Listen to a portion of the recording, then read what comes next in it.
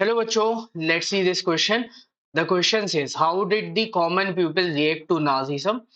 What are the peculiar features of Nazi thinking? पहला, आम आदमियों ने नाजिज्म पे कैसे रिएक्ट किया और दूसरा, नाजी थिंकिंग के peculiar features क्या है?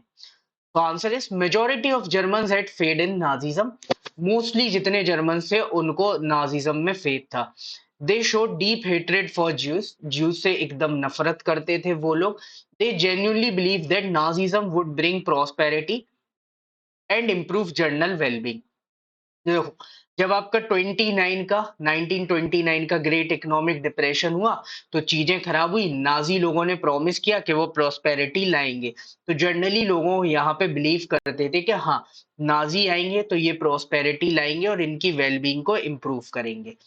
While some Germans were not influenced by Nazi ideology, कुछ जर्मन ऐसे थे जो नाजी आइडियोलॉजी से यहाँ पे इन्फ्लुएंस नहीं भी थे। They organise active resistance to Nazism, braving police repression and death. अब वो लोग नाजी के खिलाफ बाकायदा, अगर आप देखो तो रेजिस्टेंस भी करते थे। ठीक है, जब भी वो कोई स्टेप्स लेते थे तो उसके अपोज में बोलते भी थे।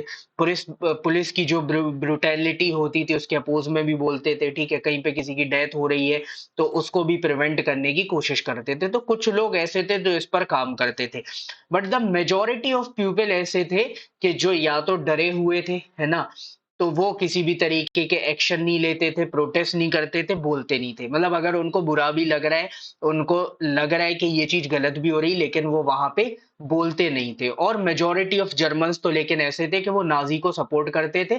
और इस तरीके से उनको बिलीव था नाजी पे कि कहीं पे अगर उनको ज्यूज देख भी जाते थे तो उनको लगता था कि इनकी वजह से हमारी वेलबींग नहीं हो पा रही है।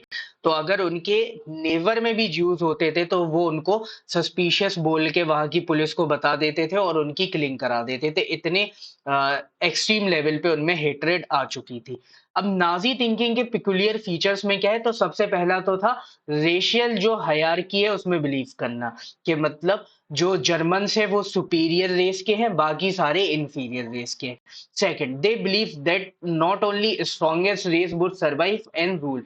इनका ये मानना था कि जो स्ट्रॉन्गेस्ट रेस है वही सरवाइव करेगी और केवल उसी को रूल करने के पावर है, इसीलिए ये जर्मन्स रूल करते थे, नाजी को हटाते थे। और third one is elimination instead of conversion. अगर जूइस को आप कन्वर्ट करके जर्मन भी बनाना चाहो तो ये भी नहीं हो सकता। इनका सिंपल सा था कि एलिमिनेट करो, खत्म ही करो, तब जाके चीजें अच्छी हो सकती है। So this will be your final answer. Hope you understood it well. Best of luck. Thank you.